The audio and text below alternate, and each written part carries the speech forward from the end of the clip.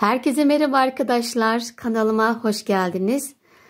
Bugünkü videomuzda sizlerle bir önceki videoda böyle pohlu bir telefon çantası çalışmıştık.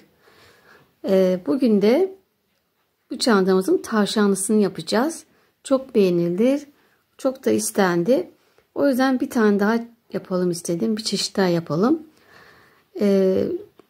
Bununla çok daha farklı hayvanlarda çalışabilirsiniz. Aynı sayıda, aynı tarif. Sadece kulaklarını değiştiriyorsunuz. Diğer yerlerini hepsini bazısının burnu değişik oluyor. Sadece kol ve ayaklar, kafa aynı yapılıyor. Tabi kedi gibi farklı şeyler yaptığınızda tabi o zaman tarif değişiyor. Şimdi tavşan olarak çalışacağım bu sefer. İp olarak da Ören Bayan kullandım. Ören Bayan'ın kotonu, Madame Koton. Tavşan yapacağım için beyazda böyle kapalı olacaktı. Daha böyle sütlü kahve tonlarında bir renk seçtim. Bu şekilde daha belirgin olacak. Aynı şekilde yaptığım sayıların bütün her şeyini kafamız aynı tavşanımızın, bacaklar aynı, pohla aynı yapacaksınız, elleri de aynı. Bu şekilde hepsini beyaz öreceksiniz. Sadece şu an sizle kulağını öreceğiz. Ondan sonra aynı şekilde dikeceğiz. Bir de havucu var, elinde havucunu yapacağız. Bunun dışında videonun altına, eğer bulamazsanız poh çantamı, videonun altına linkini bırakacağım. Kolaylıkla oradan tıklayarak bulabilirsiniz. İp seçimini çok sormuşsunuz. Çantada ip seçimi tamamen size kalmış. Bütün koton iplerle olur. Veya bazı arkadaşlar makrome ipi olur mu demiş. Tabii ki neden olmasın. Daha böyle kalın istiyorsanız o da olabilir. Hiç önemli değil. Veya daha böyle kalın tok bir çanta istiyorum diyorsanız bunları çift katlı, mesela bunu çift katlı olarak da yapabilirsiniz. Şimdi bu ipimizin renk kodu 005 color, şöyle color 005 ve bu rengi ben çok seviyorum. Bulduğumda hep kenarıma koyuyorum arkadaşlar. Daha önce geyik çalışmıştım. Ayılar, geyik, köpek bu renkle çok güzel oluyor. Siz de bulduğunuzda size tavsiyem kenarınıza koyun. Elinizin altında bulunsun. Şimdi kulağımızla devam edeceğiz. Evet, şimdi kulağımız için yine sihirli halka ile başlıyoruz. Orta parmağımıza 2 kere doladık. Ve tığımızla içinden geçip sabitledik. Bu şekilde içerisine 6 tane sık iğne yapıyoruz. 3. Evet, 6 sık iğnemi yaptım. İpimi çekiyorum. Çektiğimde tekrar bu kısalan ipi içinden çekeceğiz.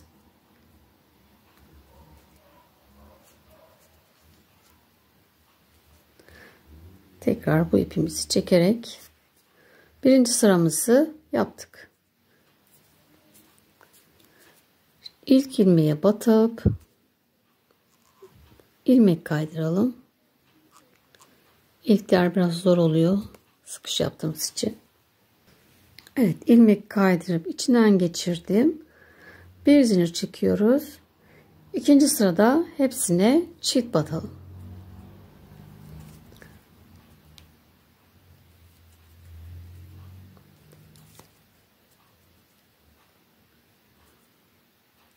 Evet, hepsine çift batıp sayımız 12 oldu.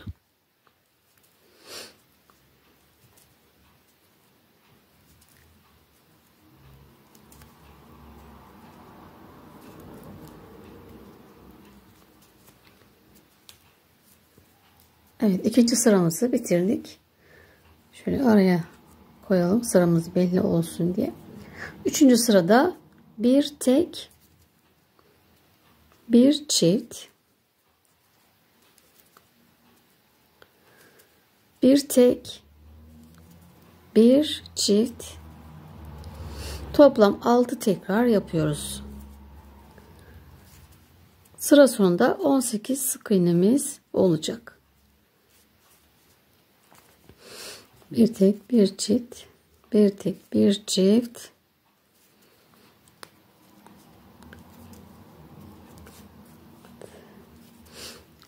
altı tekrar yaptık.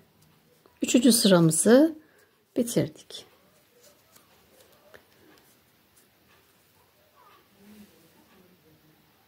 Şimdi bundan sonra 6 sıra eksiltme arttırma yapmadan düz öreceğiz. Her bir ilmeğe tek batacağız.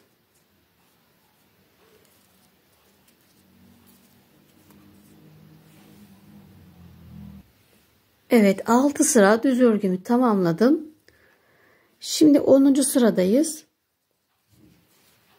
Ve başlangıcımızı şuraya alalım, ipimizi.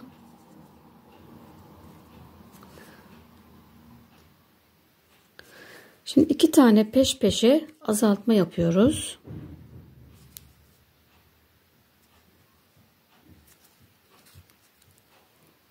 Bir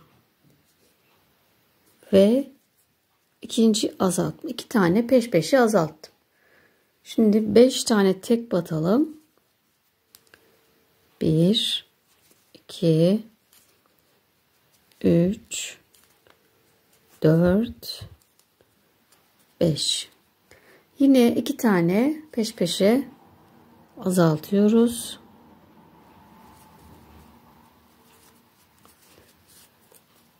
Birinci ve 2.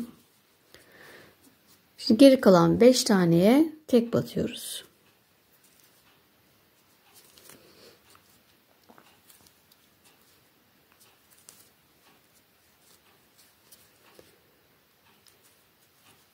Evet. Toplam 4 tane azaltma yapmış olduk. Sayımız 14'e düştü. Şimdi bundan sonra 2 sıra eksiltme arttırma yapmadan düz öreceğiz ve bitireceğiz. 11 ve 12. sıralarımızı düz örüyoruz. Tek batıyoruz yani. Toplam 12 sıra olmuş oldu kulağımız.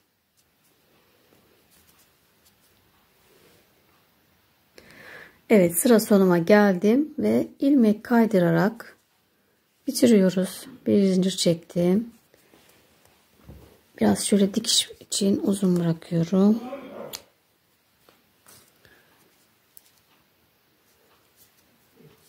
Evet.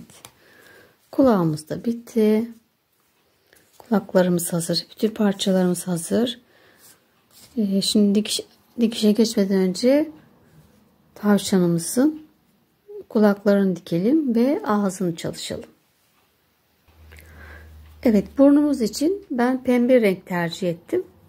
Şöyle arkadan giriyorum. Küt iğnemi taktım yine. Şöyle şuradan bir yerden gireceğim. Şimdi gözümün hizasından, şu hizadan bir sık iğne şu tarafa kayıp şu ilmeğin içine batacağım. Böyle küçük bir burun olması için.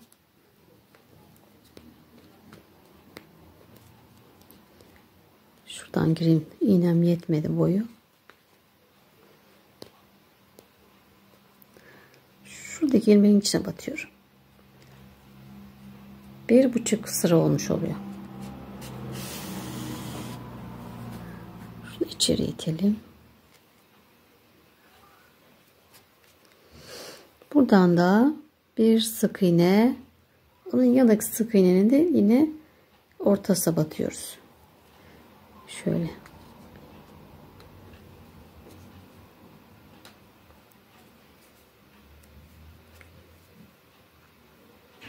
Tam ortadan çıkıyorum.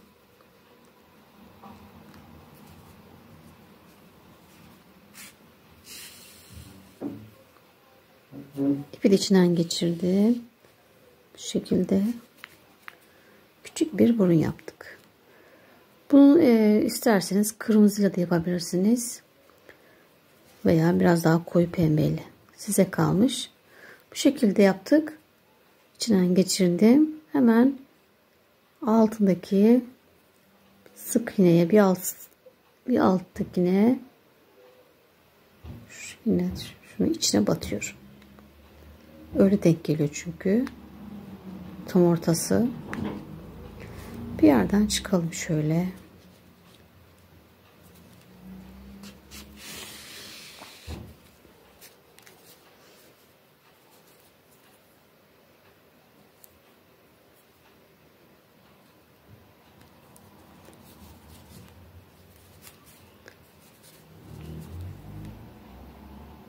O kadar önce gibi küçücük bir milim bile ifadeyi, yani burnun dengesini bozuyor. Bakın küçücük minnacık. Şuraya yapsanız bu tarafa kayacak. Şunun tam ortasını bulmak ne kadar önemli. Tam ortaya yapamadığım için hafif böyle kaydı. Ama ne yapalım artık. Çok da şey yapmak istemiyorum. Şimdi düğüm atacağım ve burayı keseceğim. İpimi kesiyorum.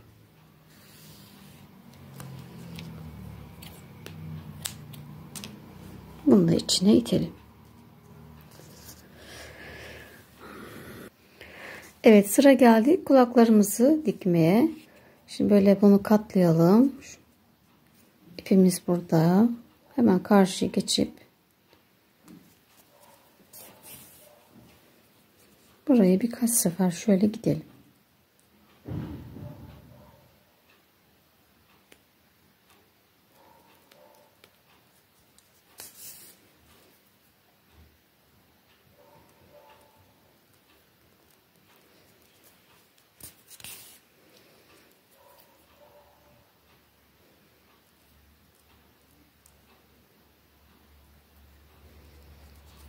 Evet, 2 sefer yaptım.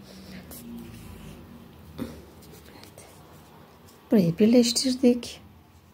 Şimdi bunu şöyle hemen birinci sık iğnenin yanına şu şekilde dikiyoruz. Dik tutalım. İğnelerimizden de faydalanabiliriz. Uzun iğnelerimizden şöyle takalım.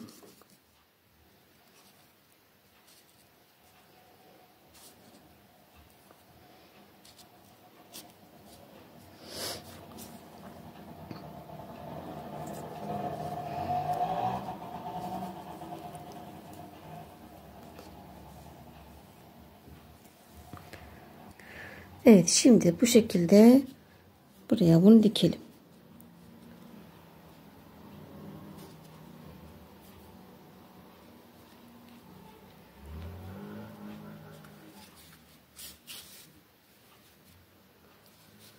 Bir kulağa bir kafaya batarak dikiyoruz.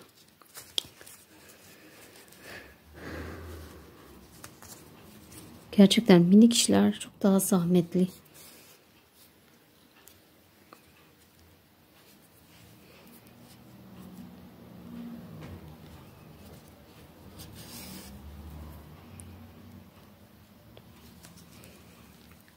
Bunları tutmak, kavramak.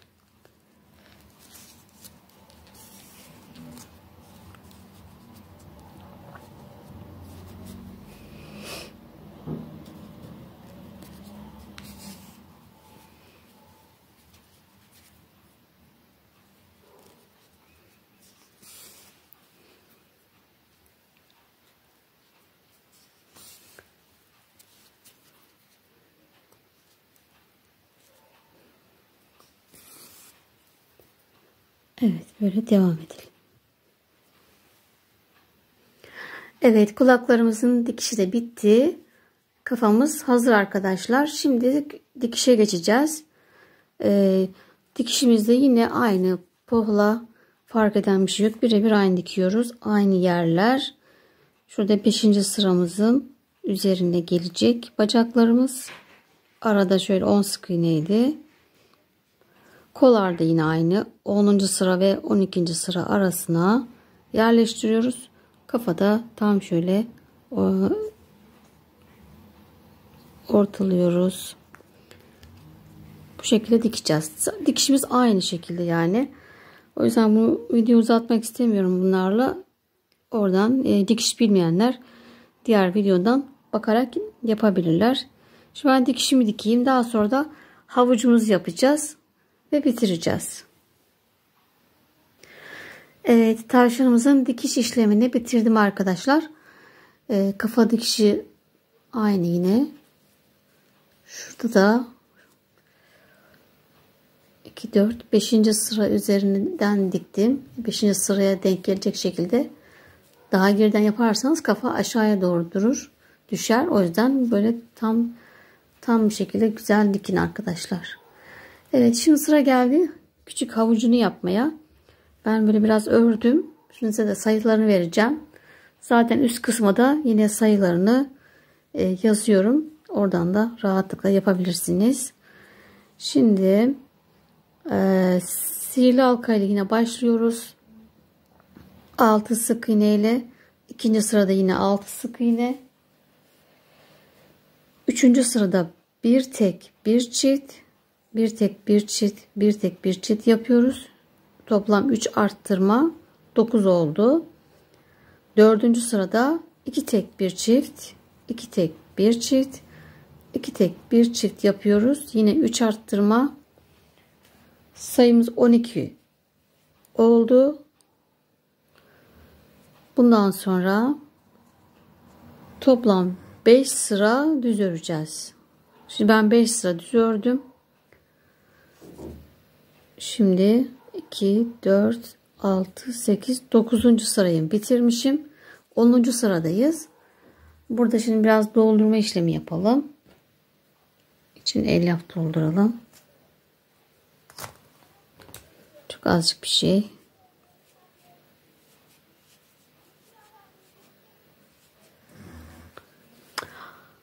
Evet, biraz doldurdum.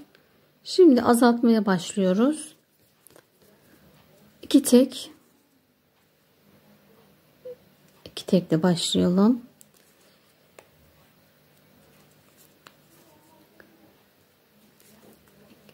2 tek, bir azalt.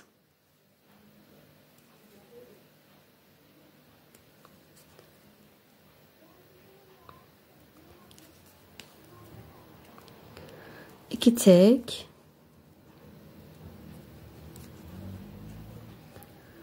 bir azalt,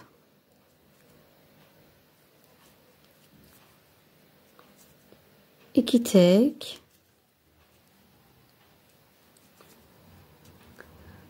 bir azalt.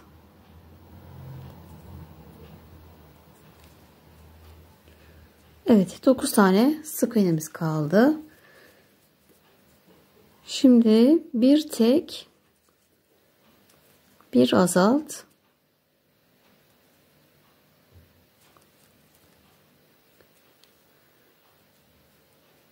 bir tek, bir azalt,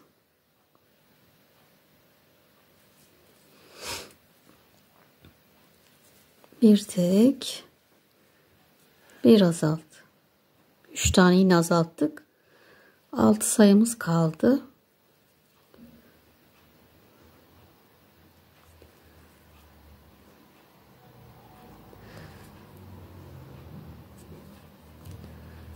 Evet, burayı bitirdik. Şimdi içine de yeniden biraz daha dolduralım şu boşluklara. Daha sonra yapraklarını yapacağız. Evet, en son 6 tane sık iğnemiz kaldı. İlmek kaydırıp ipimi birazcık uzun bırakıp kestim arkadaşlar. Bu da dikme payı olacak kollara dikerken. Şimdi üzerine de yeşil iple yaprak yapalım. Şöyle biraz ipim ince benim. Normal bulamadım şu an elime, bu geldi. Yine aynı yerden şuralardan batıp şöyle gireceğim. Şöyle normal giriyorum.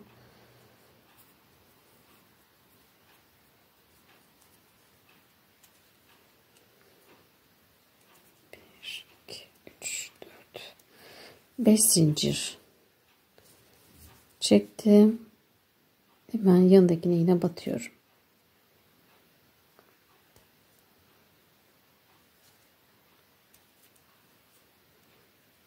Yine 5 zincir.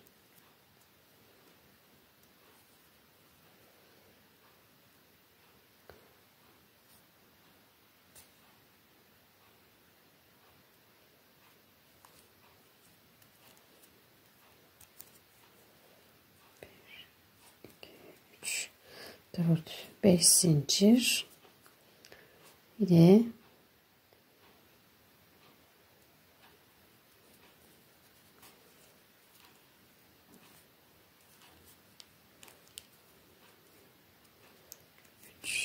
4, 5 ve başladığım yere geldim.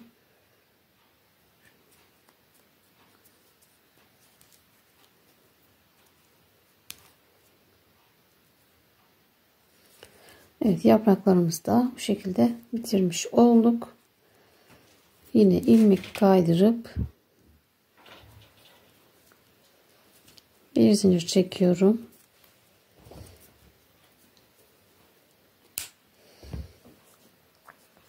Evet, havucumuz da bitti arkadaşlar. Şimdi bunu artık buraya dikebiliriz.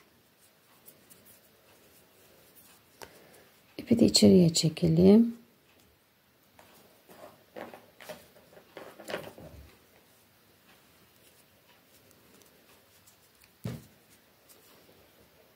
Şunu başladığımızda çekelim.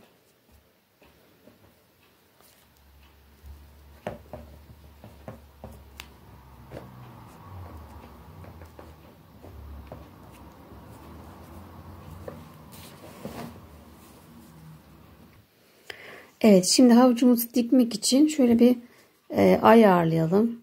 Şöyle ellerimizi yerini belirleyelim. Dikeceğimiz yeri. Şöyle birinci sıradan saydığımızda 2, 4, 6. sıra. 6. sıradan çıkacağım şimdi. Yine ortadan girip 6, 5, 7 de olur, fark etmez. 7. sıradan çıktım. Şimdi buraya elimize tutturalım.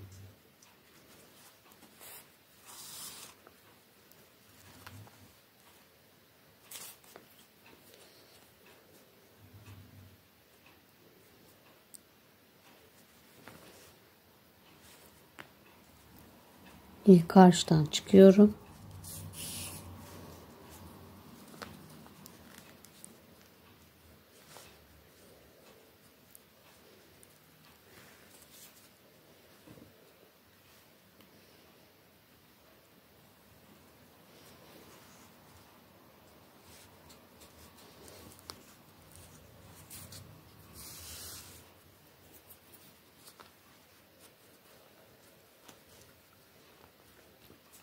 Evet, bu şekilde tutturduk havucumuzu.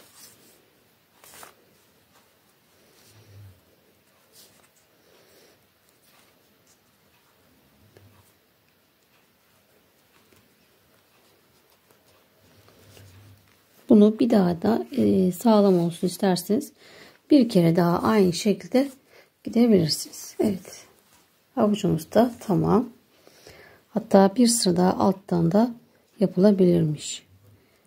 Yani 2, 4, 6, 7, 8. sıra gibi şöyle daha aşağıda, şöyle daha da aşağıya inebilir arkadaşlar. Biraz daha belli olsun diye. Yukarıda kaldı. Evet, şimdi içime sinmedi. Tekrar söküp biraz daha yukarıdan başlayacağım. Havuç azıcık daha aşağıya insin diye. Evet, bir sıra tekrar yer değiştirdim. 7. sıradan çıktım. Şöyle yani 2, 4, 6, 7. sıra. Şimdi buradan aynı şekilde deminki gibi dikeceğim. Biraz daha, bakın daha aşağı indi.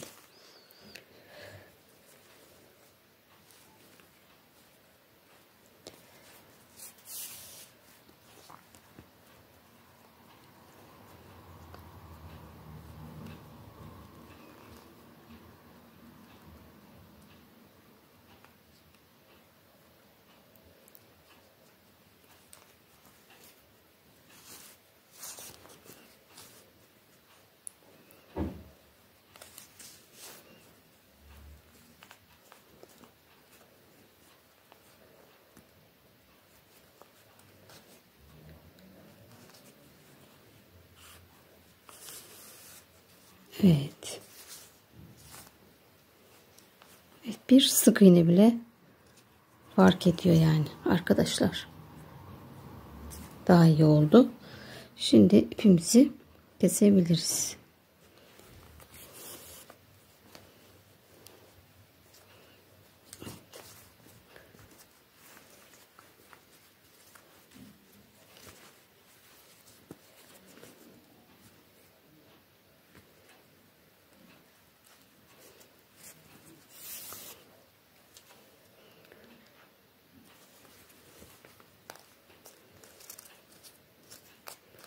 Havucun arka tarafından çıktım.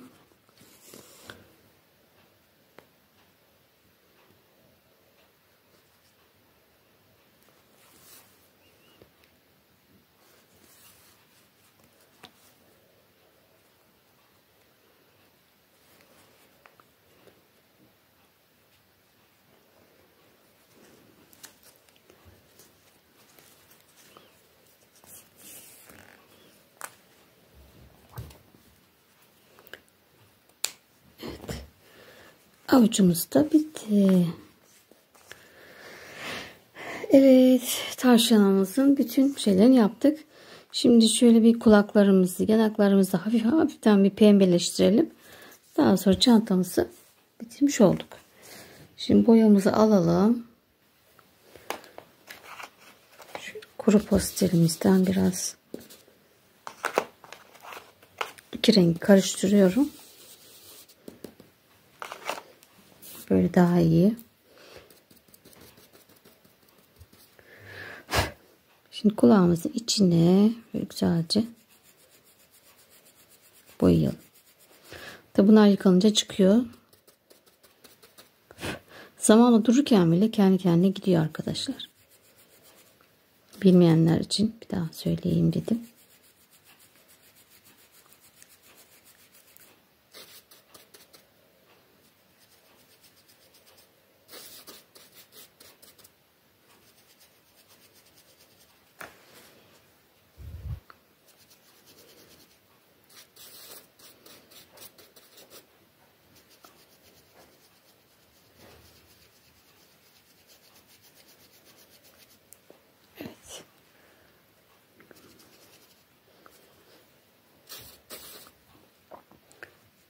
Çok hafif de şöyle yapacağım. Çok hafif.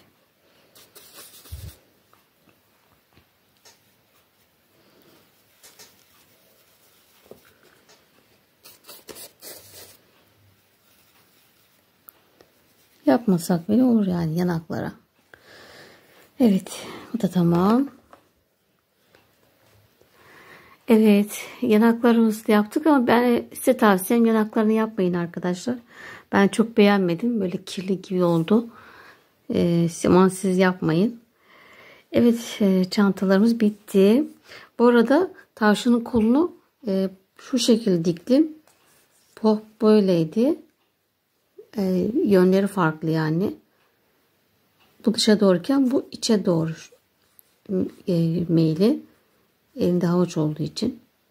Bunda dikkat edin dikerken.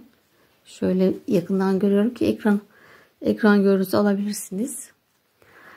Evet, şimdi çantalarımızı bitirdik. Ve videomuzun sonuna geldik arkadaşlar. Dediğim gibi başka hayvanlar yapmak istediğinizde kafası, elleri, ayakları aynı yapabilirsiniz. Kulakları sadece değişiyor. İşte köpek kulağını aşağıya doğru yapacaksınız. Ağzı farklı olacak. İşte domuz yapan daha böyle sivri, değişik yapıyor.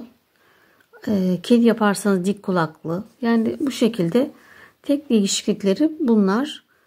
Bunları değiştirerek farklı farklı hayvanlar çalıştırabilirsiniz. Ayrıyeten dediğim gibi farklı iplerle de çantalarınızı yapabilirsiniz. İlla koton şart değil. Daha kalın veya daha pufi böyle tüylü iplerde kış, mesela kış için uygun olur. Makrome de olur. Hepsi olur. Size kalmış. Evet, videomuzun sonuna geldik. Yeni videolarda görüşmek üzere. Hoşça kalın.